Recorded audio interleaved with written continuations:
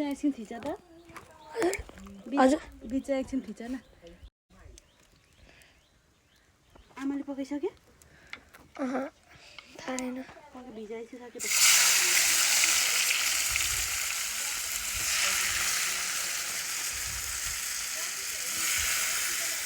यो चाहिँ अनदीको चामल हो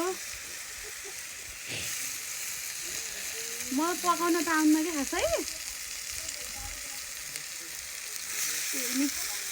गिलो हुन्छ कि मैले पकाएको त जहिले गिलो हुन्छ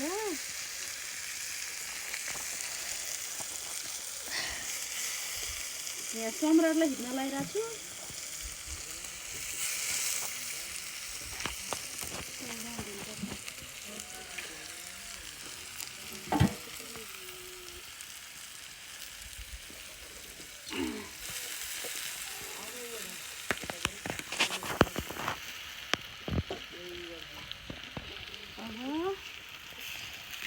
तिम्रो मनपर्छ गर्दैन सम्राट पर्छ पर्दैन पर्छ